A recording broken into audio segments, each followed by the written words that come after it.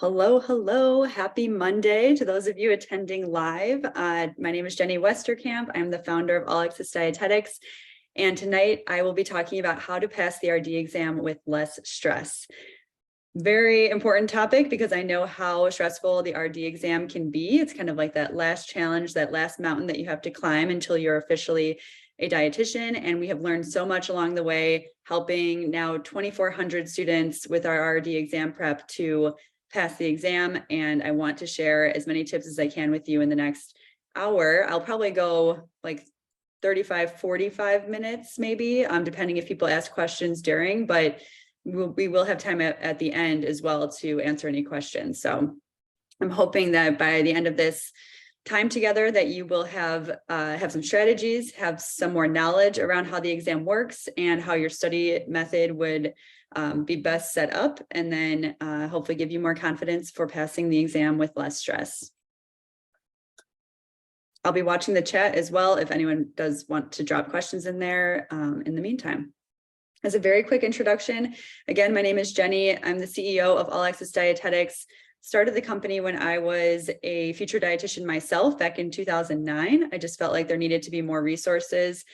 So I have been running the company since then. And in addition to that, I was a professional sports dietitian. I worked for 3 Chicago pro sports teams, the Chicago Blackhawks, the Cubs, and then the Bulls in my final team. And then I retired last year and have just been working on All Access Dietetics, as well as launching a nationwide private practice called All Access Dietitians, which officially launches. We start with our first round of clients in April. So that's my quick intro. And then in terms of the company, as I said, I founded it in 2009. And since then, we've really helped students through the process of the whole process of becoming a dietitian, specifically with admissions coaching, with our admissions coaching program, Get Matched Coaching, and then the RD exam with what we now have, which is Pass Class. We also have toolkits. We have a virtual wellness club called the Dietetics Club, and so many free resources and, resources, downloads, ebooks, all sorts of things, events that we do every week to help support you through this process. As a fun little announcement, we have Pass Class on sale this week, which is very exciting. Pass Class, for those of you that don't know, is our all-in-one solution that teaches you the Study Smarter method and also includes a community. So you get the Pass the Exam Prep binder, you get the review session recordings, and the tutor-led community. So we're doing our sale a little bit differently this year because we're giving such a high amount off this week. We are limiting it to the first 100 people will get $100 off of Pass Class with code Spring Break. So I just wanted to tell you that right away, and then we'll get into the information. But it is a little sensitive. Of course, there's, let's see, 60 or so people here live, so you're good on that if you wait until the end. But just wanted you guys to know that and share that news because we don't usually make that big of a sale. So excited to share that. And then if you are one of the first 50 people to get Pass Class using that code, you'll also get a free Dietetics Club membership for our virtual wellness club. All right, so our agenda for today is I'm going to talk about the RD exam basics, get everyone on the same page around how the exam works, how it's designed, even things around the exam day that you would want to know about. We'll talk through some statistics, then the 3 strategies that you can use to pass the RD exam with less stress, and then have some Q&A. Let's get some action going in the polls. So I would love to hear when you are taking the exam. I'd love to just hear who's here, well ahead of when they're taking the exam. Are you taking it next month? Are you taking it in 3 months? I'd love to just have you drop your exam date in the chat. Okay, so we have some people this month, next month, in a month, next month, May, July, June, July, September. Okay, we're all over the place, but it's definitely the season for studying for the RD exam or thinking about how you're going to study for the RD exam. So great that you're here. Congratulations if you're listening live or to the recording because you're taking the time out to understand this process. And that is definitely going to help you no matter what in this, in your study plan. So then I want to ask, and you don't have to share, but if you want to, amazing. I would love to know, why do you want to pass on your first or your next try. So I know some people in here might have already taken it, so that'd be next try or your first try if you're in your internship or your graduate program now. I want you to start thinking like, why is this important to you? And I know it's like, yeah, you just would be able to pass. Yes. But what else does that mean for your life? And I'd love to hear your answer to that. I ask that because that's a part of how you would stay motivated to study when it gets hard, when you don't want to be studying. So if you're thinking about it, I know some questions might be that you can start a job. You want to start helping people. You don't have to delay getting a job. Passing the exam will actually change my life. That's what Ebony said there. They need to get a job so husband can start nursing school. The laws are changing in 2024. Yes, and just a quick note on that, you don't have to pass the exam by 2024 in order to get an RD, get the RD. If you are just eligible for the RD exam by the end of this year, then you can pass it at any point after that. I just want you guys to know that. And then you want to have that license credential behind your name. So yes, and start making a difference. Love it. All right, and actually that was the next one. Okay, and one more here because I liked it is elevate my life, scale up my business. Love to hear that. Now with the RD exam basics, so there's 125 questions minimum that you will get served. There's a maximum of 145 questions. That has to do with the fact that it is a computer adaptive test. And I'm going to explain more on how that works later, but if you've never heard that term, I'm going to dive in. It does help you understand how this exam works so that you can best be prepared for it. 25 of the questions of your 125 questions minimum are going to be pre-test questions, and you will not know which ones they are.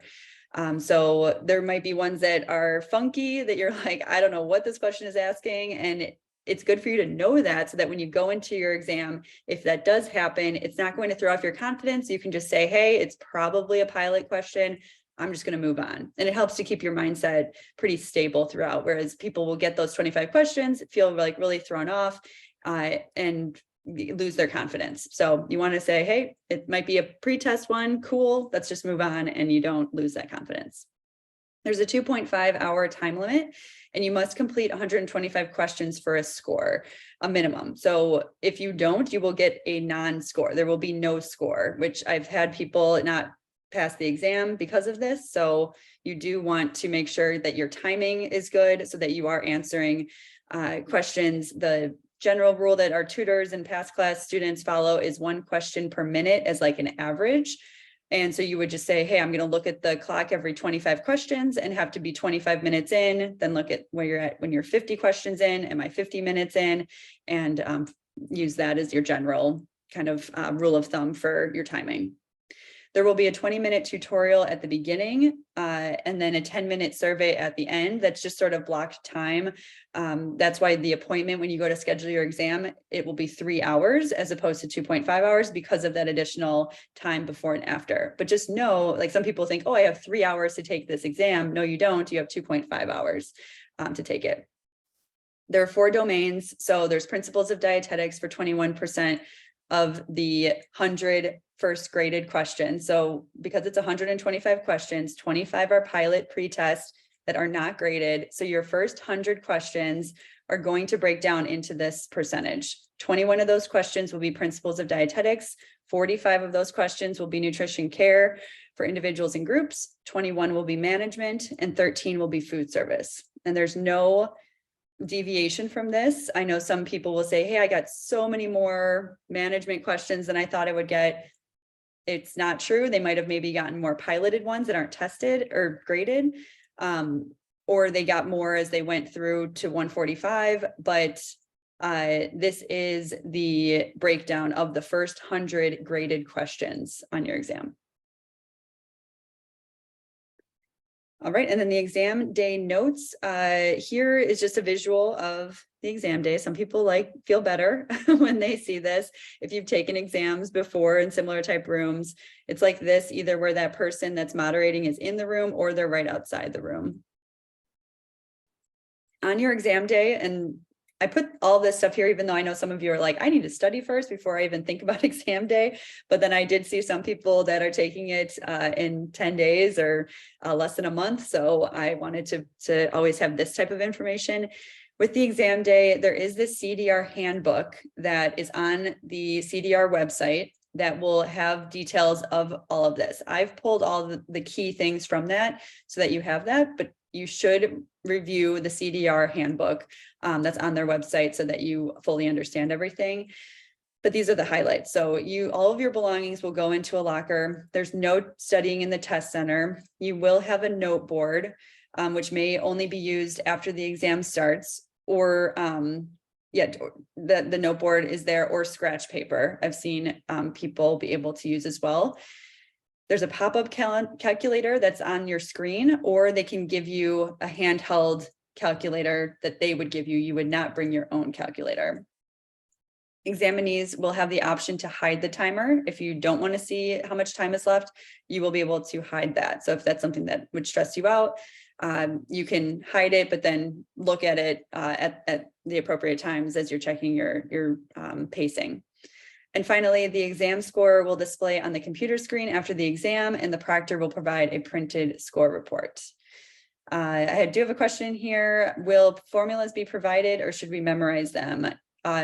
Formulas will not be provided, so you will be memorizing those.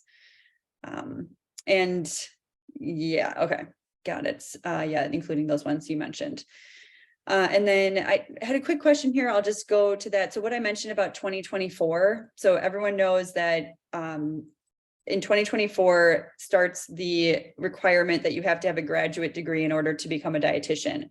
What's really confusing is that for those of you that do not have a graduate degree and you are completing an internship right now, or maybe you have, whatever it is, if you are eligible to take the RD exam by December 31st, 2023, if you're eligible to take the exam and you don't have a graduate degree, then you are good. You do not have to get a graduate degree ever. And you just have to pass the exam whenever you can. And there's no time frame on that. So that's really important, because some people thought they needed to pass the RD exam by December 31st, 2023, but that's not true. You just need to be eligible to take the exam, which means you've completed all your supervised practice, your coursework, you're eligible to take that RD exam. You don't have to pass it by that day. All right. Going forward then, if you're never were eligible and or you're working towards your eligibility to take the RD exam in 2024, you would need a master's to be eligible. And then one final thing here, so you don't have to even attempt it once in 2023, correct?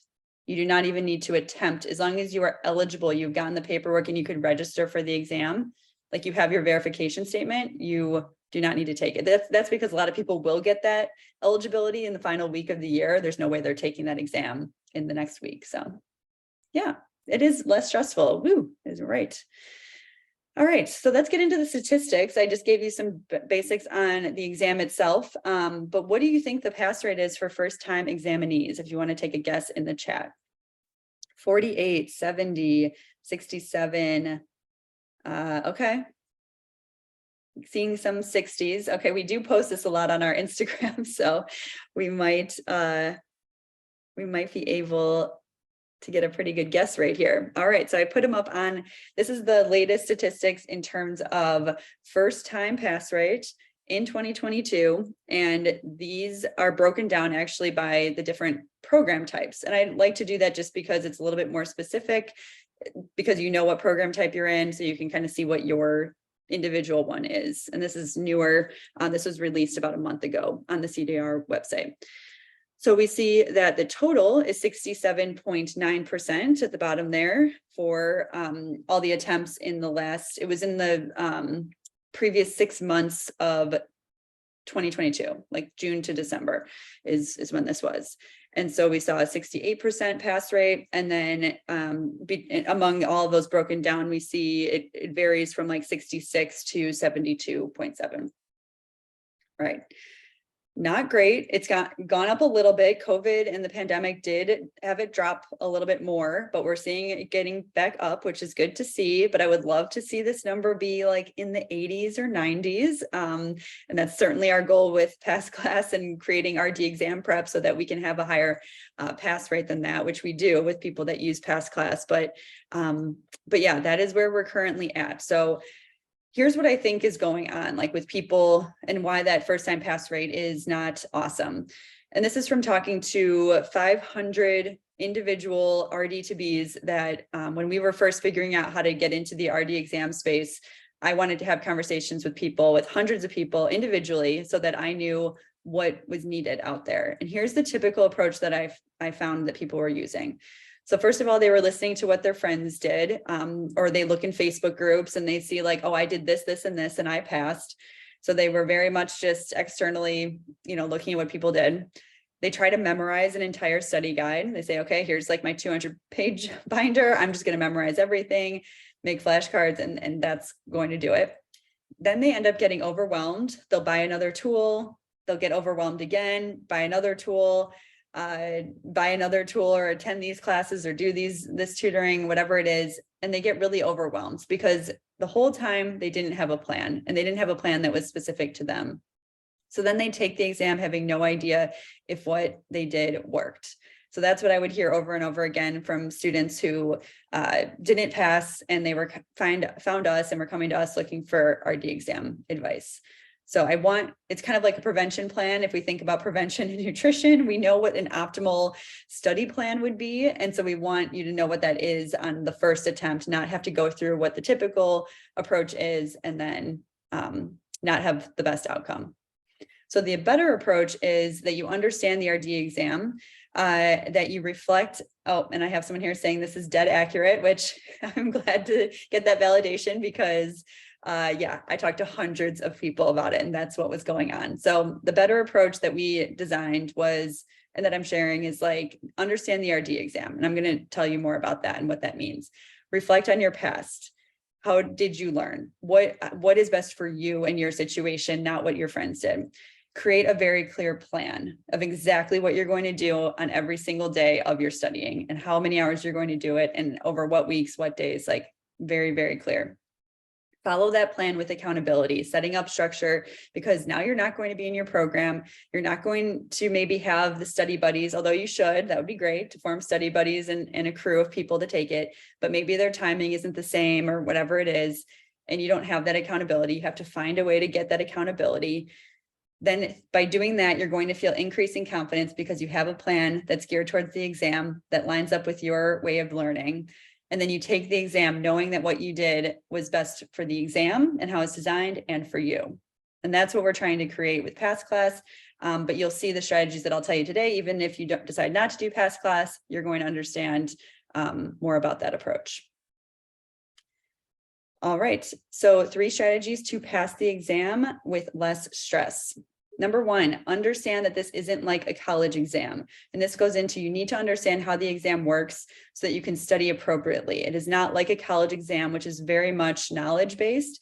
This is a critical thinking-based exam. This is a credentialing exam. So what does this mean for you when we say, if you zoom out and you're like, this is an exam to prove that you should get the credential of the registered dietitian? This means that they are going to test your skills in the real world. They're going to test your level of critical thinking. Do you have not only the knowledge, but the application of that knowledge in the real world? Do you have enough of it in order to be a solid entry-level dietitian, to where you're doing the right thing for your patients or the best thing for your patients, that you know how to manage, if it, food service management, and that you understand community, like whatever those big areas of the exam are. So that's what you need to think about, is like, am I studying in a way that's going to increase my critical thinking skills? Then this is a computer adapted test. So I mentioned I would explain this before.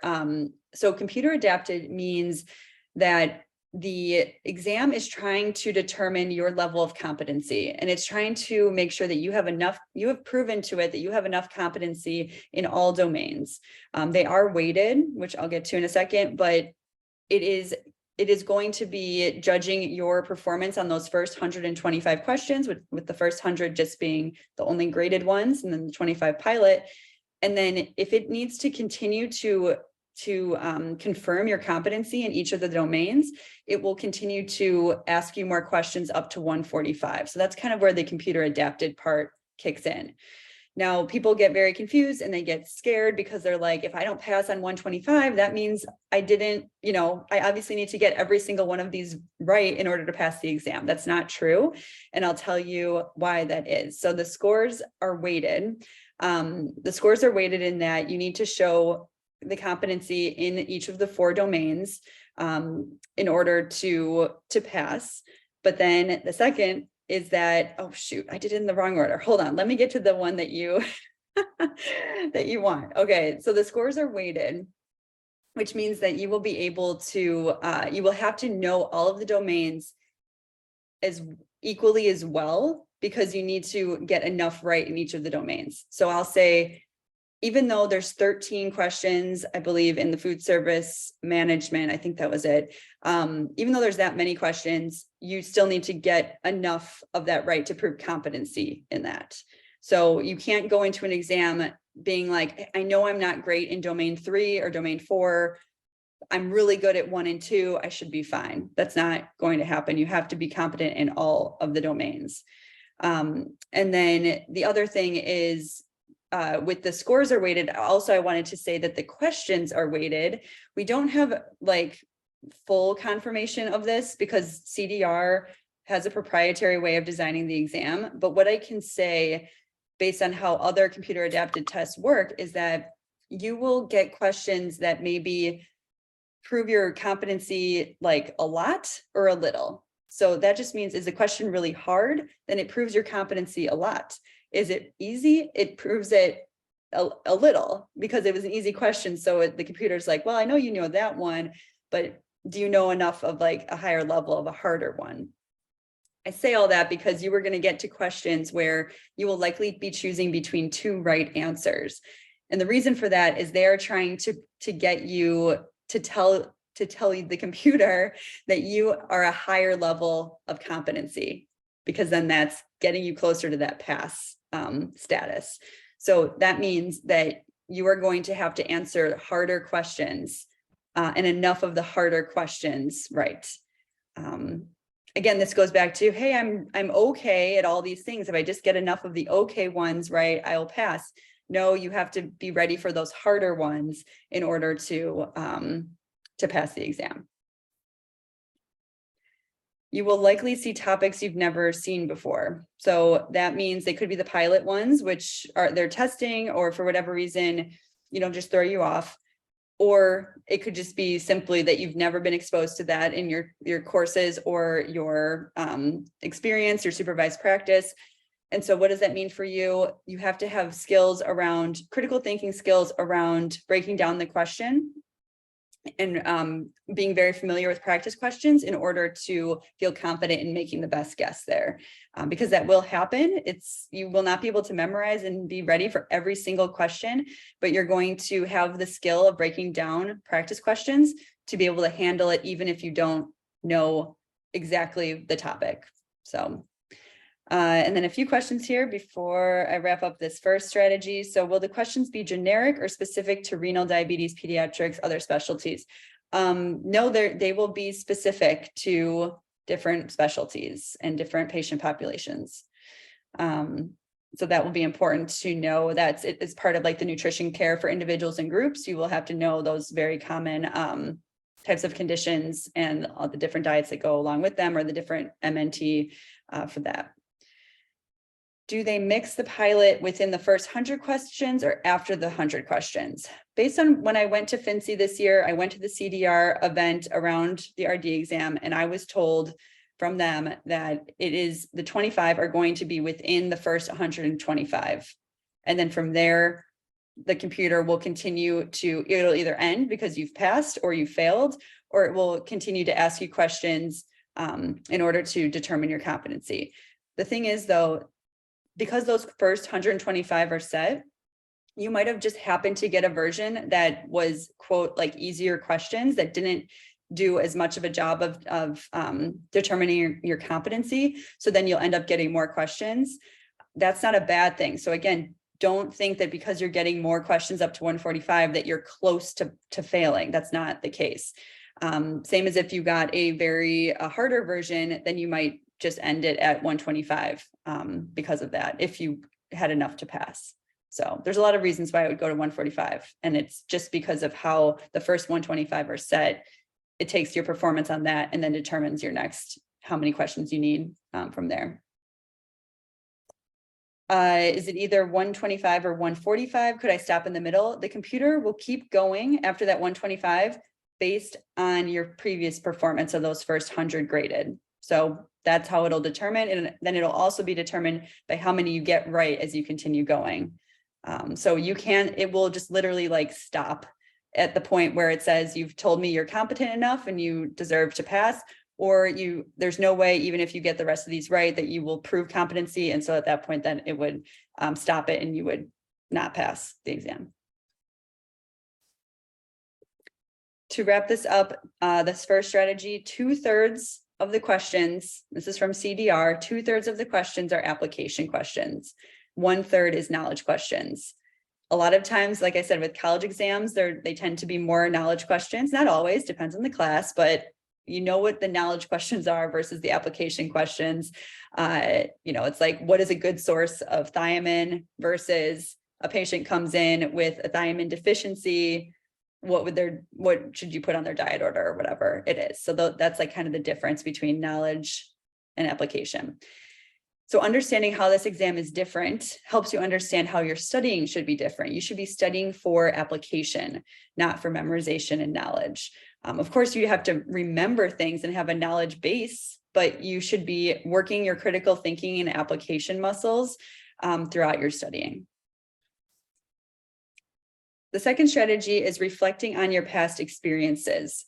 And this goes into how everyone's learning styles are really different, and how you studied, how you best studied, even setting up your environment for studying, where you went to study, how you incorporated it into your schedule, where it worked, where it didn't. All those things you should be reflecting on so that you can best set yourself up for success. So some questions that I would ask someone would be, where do you have weaknesses in your training or your experience compared to the CDR outline? So I'd be looking at the CDR outline for the exam, and I would see, where did I not do great in certain classes with these topics, or where did I not get a lot of experience in my supervised practice in these topics? And you want to identify what those are so you can incorporate that into your study plan. If you could go back in time to a challenging class, what would you have done differently to get a better grade? And think through, there's so many answers to that. Like, would have gone to office hours. I would have had a study buddy. I would have not, made 1,000 flashcards, or I would have done more practice questions, like whatever that is. So you want to think about that for yourself. When you made study plans in the past, what obstacles got in your way? And think about all the different obstacles. Even your own motivation maybe got in the way, or how you scheduled it, or when you studied that was did or didn't work for you. So you want to reflect on that as well. And then, how have you done on standardized tests? I think this is a tricky one because there's a lot of mindset involved in this, and the Study Smarter method that we teach in past class really hones in on that and helps you work through that. But you do want to ask yourself, like, is the critical thinking part of, which is a lot of standardized tests, is that a challenge for you? And if so, it's even more important that you focus on that and train that muscle and make your study plan around critical thinking. And then, have you ever experienced a computer adapted test before? Some people have taken the DTR exam, which would be a computer adapted test, but maybe you've never taken one before. So now you know more, and you can say, okay, how would I study for this new type of exam? All right, so that was the second one, reflecting on your past and asking yourself some of those questions to probe, like, how is this plan? What is this plan going to look like for me? And number 3 is create a plan that prioritizes critical thinking, not memorization. So knowledge gets you close to passing. That gets you the 22, the 23, the 24 score. But critical thinking is what makes you pass, because that's how the exam works. It is going to know if you have that competency and that level of critical thinking necessary to become an RD. And that's why the memorizing does not, and only memorizing does not work for this exam. It's also very overwhelming because you think, oh, I have to like memorize or do everything I've learned in the last 3, 4, 5 years, whatever it is. So this is the muscle that when you apply it, it's going to help you choose the right answer from the 2 answers that you can probably narrow down a question to. And the exam is testing your ability to make those decisions in a real world setting as a dietitian, not your textbook knowledge. Because remember, as a dietitian, you can go and look up information, but you still, like, let's say you see a patient, you don't know what that condition, like you can't remember, like in the real world, you're like, oh, I might need to look this up and look up that information, but you still need the skill of taking that information and applying it to your patient in real life, or to a management, or, or a community setting, whatever it is. But that critical thinking is what you need to do. Here's my example, because you're probably like, critical thinking, what does that actually mean in my study plan? And I will give you an example. So, and this is kind of like the crux of the Study Smarter method that I want to share with you. I feel like it makes a ton of sense. So practice questions. So think about this. And this is from my conversations with those hundreds of students that didn't pass the exam. What they would do is they would get a bank of practice questions. They would go and they would take 20. They would, take 20 practice questions. They would take it. They would grade themselves. They would look at the questions they got wrong. They would go look up the answer. Oh, I see why that one's wrong. Okay, and move on. Here's why that is not a method that we recommend. So when you do that, you are then going to maybe guess right on a question that you truly didn't know the true rationale for. And then you're never going to go back and like look at that topic because you just guessed right. And it's with the wrong rationale, which won't help you when you see something with that topic on the exam. Or you go and you just check what the answer was supposed to be if you got it wrong. And then you just kind of look at the surface level, oh, that was wrong, and this is why, and that's it. You're leaving a lot of information on the table when you do that. And then what else happens is you'll take all these practice questions and then you'll take them again, and you'll end up just memorizing what the right answers were. So that you don't actually prove to yourself that you had the critical thinking skills to get those questions right, because you just like looked at the same one again and you got it right. But you didn't prove to yourself that you really knew that topic. Here's how you would change that. So we have something called like the practice question sessions in the Study Smarter method, like in your plan. And you would take 3 to 5 questions and you would dissect each question like to the fullest degree, circle all the keywords, look them up, look at the bigger topic behind what they're even saying. Like maybe they're talking about a B vitamin, but now it's like, well, do I know what all the B vitamins do? And zoom out and understand the full topic and be able to teach yourself that by looking up resources and understanding the full topic, and then getting all that knowledge and then applying it to the question. So you're practicing your application skills, and then you're able to say, okay, I know why this one's wrong. I know why this one's wrong. I know why this one's right. And I know why this one's wrong. And by doing that, you have gotten so much more out of that one practice question. And you are able to know really what your weakness is then, because you will have gone through and done the research and known what you didn't know and what the rationales were that you didn't maybe have right in your head prior. And so you do that and you go much more slowly and deeper. And so now every practice question is preparing you for 10 possible questions on the exam, versus if you do a whole bunch of them and you're just surface level studying them and using them, then that's just going to prepare you if they're asking you that specific detail of that specific topic on the exam, which is much less likely. All right. And I'm going to pause. If that made sense to you, I'd love to hear a make sense in the chat, because I know it's like a deep topic. I just want to make sure we all got it. If I need to say it again, I'll let you know. Perfect sense, makes sense. All right, we got it. Thank you. So there you go. So that is an example of how you would use critical thinking in your study plan in order to practice that application of the information you learn. Here are some bonus strategies in order to, and we're checking the time here, so we're good. Bonus strategies to help in addition of just things that have come up either in our past class community or, just from students we've talked to that we've helped pass. Number one is to track your hours. This is part of the accountability, but it's really good to be able to see how you can track your hours, that you're holding yourself to your study plan, and like data doesn't lie, so the numbers don't lie, and you're able to keep on top of that. Next is to reflect throughout and adjust your exam date if needed. So if you're tracking and you're seeing that you're missing a lot of your study sessions, you're not getting the amount of hours you wanted, then you need to reflect and adjust your exam date as well. Some people can't for whatever reason. There's lots of reasons why with that, but if you can, if it's flexible, it's better to be honest with yourself and make sure you're putting in enough time, going all in and not rushing, getting into the exam. Next is to request test accommodations if applicable. This has been the difference for some students that we've worked with where they didn't know that they could get accommodations. They didn't think they were eligible for them. And I would encourage you in that CDR handbook to explore that and see if that is right for you. So it's really, if there's any condition or situation you have where it would impact your ability to take the exam, you should pursue that. And it's a pretty simple process. It involves getting a physician's letter and submitting that, and then getting that approval through the testing center.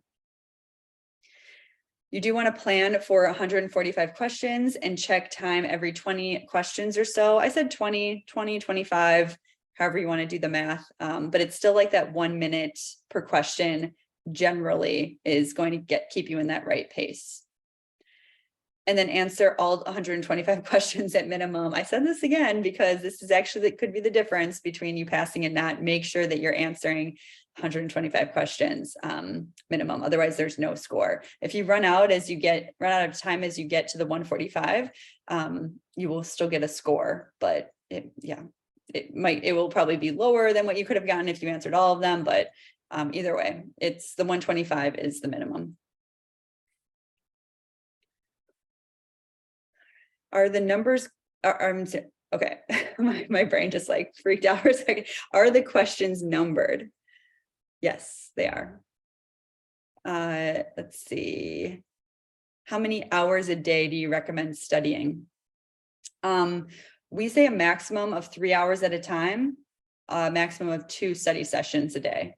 So that'd be 6 hours, but that's a max. And that goes with some learning research out there that would say anything more wouldn't be effective. And in terms of total hours, that's super duper hard to say. We help our tutoring clients with that when we understand a lot about their background, their level of critical thinking, their knowledge base that when they're coming into it. So I couldn't give you a general. The general I used to say was like 100 hours just as a minimum, but take that as a very, very general recommendation because it is pretty personalized. What would you recommend for people who get brain block when they see a question that overwhelms them? So with that, something that we do for people, this isn't like we don't think this is a requirement for everyone, but like a mock exam and like actually doing a dress rehearsal where you go into a quiet room and you try to replicate as much of the environment as possible, not even to like test your level of knowledge, like not even to look at your score of that mock exam, but literally to go through like your mindset as you're doing it. And so that you can practice seeing an overwhelming question and getting a brain block and being able to practice getting through it in that mock exam environment. That would be how I would approach it. We are going to be launching in June, roughly, or July, actually, a mock exam in order to help people do this. But if you're taking it before then, you obviously won't be able to take advantage of that. But if maybe by pulling questions off Quizlet and just doing like 125 and practicing the feeling of being in a brain block and practicing getting out of it. And the way I would say it is practice, it is exposure to that. and helping yourself physically with slowing down your breath, and you can look up other test anxiety type suggestions, but it would be exposing yourself to it and having a plan for how you work out of that. All right, we're seeing a few more questions come in, but I will answer those in our Q&A, but I just want to say, so we did the 3 strategies, the bonus tips. And as that final reminder, so Pass Class is that all-in-one solution that's going to have pass the exam prep, that's going to teach you the Study Smarter method. It's going to help you set up your entire plan, give you the exact calendar and the types of sessions that you would need to do. And then it has the study guide, the worksheets and everything to help you implement that method. Then you have review session recordings. There's 18 that you would be able to listen to. You get the slides for them as well from our tutor, Susie, who is like Instagram famous. She's an amazing tutor, and she got a 35 on her exam, which is an incredible score. Passing is 25, so she got 10 points higher than passing, and she did all of those recordings. And then the third component is the Pass Class community, because we felt like there needed to be that accountability piece. And then also having access to a tutor just in a group setting allows you to ask those specific questions, help keep your confidence high. You can go to the live study halls every week and also get mini lessons in addition to all the other resources that you have. So it's a full package that addresses all the things I just talked about and increases people's chances of passing on the first try and on second tries and next tries. And a reminder, this code Spring Break, $100 off because it's such a large discount. It's only available for the first 100 people that use it. And to the first 50 people that use it, we will also be adding on a free Dietetics Club membership. So I'm really excited about that. This will not be on sale this high until at the end of the year when we do Black Friday. And I want people to know that there is Black Friday deal, but it will not be this high until then. So if you're taking the exam at any point this year, then I would say this would be the lowest price it will be. So definitely take advantage of that. And you also, I will say, some people don't know this, but you will be able to sign up for it. And there is a 12-week access period for the review session recordings. You can actually start that review access period at any time. It doesn't start when you purchase. So a lot of people will use the binder for their like rotations or just to have it to like get started, and they're in the community. But then when they're really ready to dive in, then they will start their access to the review session recording. So we made it like that because people wanted to have parts of it and not start the 12-week access. And now you can do that, which is great. So again, if you're taking the exam anytime the rest of this year, this would be the best price that you could get it at until then, and you can get it and start your access later whenever you're ready to study. All right, all right. Oh, and the price, okay, so it's $497 is the price for retail, and so it'll be then $397. And we have payment plans available where you can break it up into 2 payments.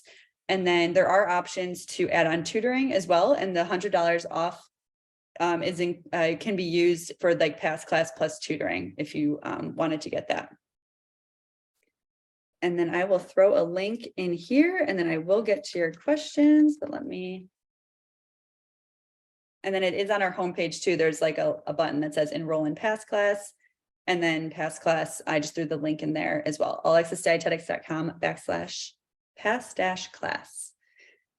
Another question, can we get the binder in ebook format?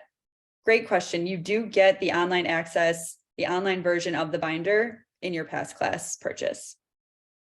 And I don't know if this is someone, sometimes we have people that we can't ship the binder to because they live in another country. So if that's the case, then we would have an option for you to get just Pass Class online, no physical binder. Right, another question for the Dietetics Club membership, does that information come separately once we sign up, or is it within Pass Class? That is separate, so we'll just be giving those first 50 people a discount code for 100% off to then go enroll in the Dietetics Club, which is separate. Let's see, how many exam dates are available in a given time frame close to me? Like how many opportunities in a month will I have to take the exam within an hour of my house? Good question, Gwen. So Pearson VUE is a testing center. They don't have set dates. You just go and schedule with them. Yes, certain testing centers can fill up more quickly where like less options are available. It just depends geographically on where you're at. But I would say in general, so I live in Chicago, and I know that it's not hard in like major cities to get an exam time. Like it could be every day, like every business day that you could be able to take it.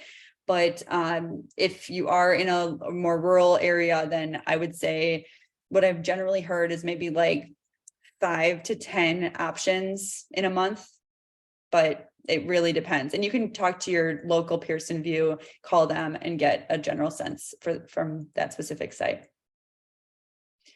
All right. Do you recommend taking mock exams before the test date? If so, how many / how close to test date? I would personally use mock exams just for getting comfortable with the process of sitting for 2.5 hours and focusing your brain and like training for that.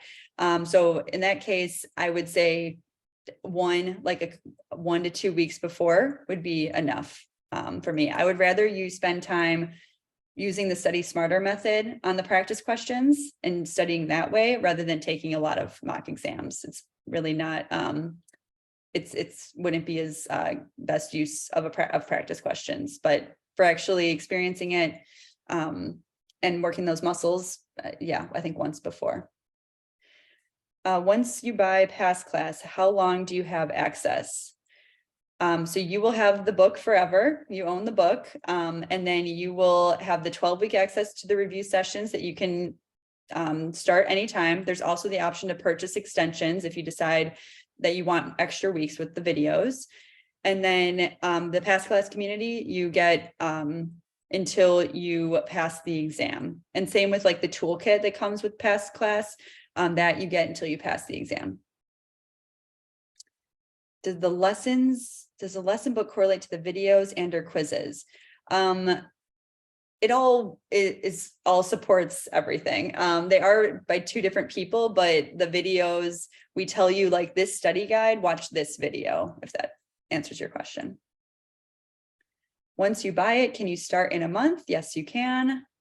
So everyone has really different time frames. That's why we made it flexible. That you can start, you have it until you pass the exam, except those 12-week review session recordings. Is there any specific browser required? No. You do need a web, you need like internet and everything, but what's cool is you can actually watch the videos on your phone on the go or listen to them on the go, which is awesome. And there's the e-version of the binder that you can have on the go as well. What is the exam passing rate of students who purchased Pass Class? We are collecting like the next round of data on this because more people have taken it this year, but in last year, we ended the year at 92% for our pass rate, which included first time and repeat. I would say, because I like to be super transparent, not everyone tells us, which is a bummer. So we're trying to figure out how to like get people to tell us if they passed or didn't pass, but yeah, I wouldn't say that that's like 100% response rate, but that's what we have currently. It's 92%. And we're working on how do we get everyone to tell us, because we've had a lot more people take it and not share the results. So. And then the tutoring services, we can add on tutoring. We have 2-hour tutoring that you can add on just to kind of get a taste of what it's like to get tutoring and work on some of your weaknesses.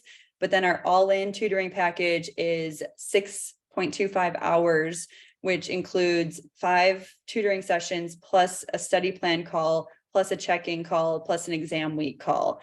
And we do all those because it's really more of like a coaching program. We want to make sure that you're doing the method right, that you're following your study plan, and we're addressing all the weaknesses that you have through that tutoring as well. So that's more of the all-in. It's $700 for the all-in.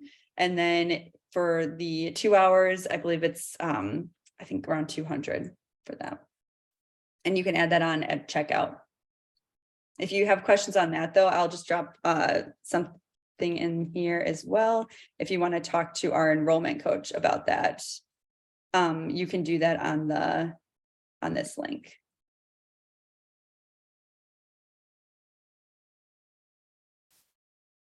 All right. Am I missing? I'm scrolling back up because I think I missed some questions, but feel free to drop them at the bottom if there's any, if I didn't answer it and I didn't see it. how many tutoring sessions can you get in the highest package? That would be, well, you can obviously have unlimited amount of tutoring, but the package that I was saying was the $700 has 5 sessions with the tutor. And then those additional like check-in coaching calls with them. All right. Well, I think all the questions have stopped coming in. If I missed one and you want to just copy and paste it at the bottom, let me know. Do you teach genomics? Good question. No, I wish. I was very into nutrigenomics when I was a student, but we don't cover that. And I don't even, I could be wrong here because I don't know all the ins and outs of the RD exam. We have our amazing tutors and Bailey DeBarmore, who's the creator of the Study Smarter method and the binder, the author of the binder. I don't, okay, thanks, mnemonics. Okay, I was like, I don't think genomics is on the exam. Mnemonics, yes, we do that in the review session recording. Susie gives lots and lots of mnemonics to help you with all of that. All right, and then one other question. I'm hearing the exam gets harder each time you take it. Is this true? No. So the exam is not going to change because of your previous attempts at it. The reason why we see the pass rate get lower and lower as someone continues to take it is because most people are not changing their method to studying. What we find and what I found from talking to those hundreds of students was they would take the exam, they wouldn't pass, and they would think, I just need to study more.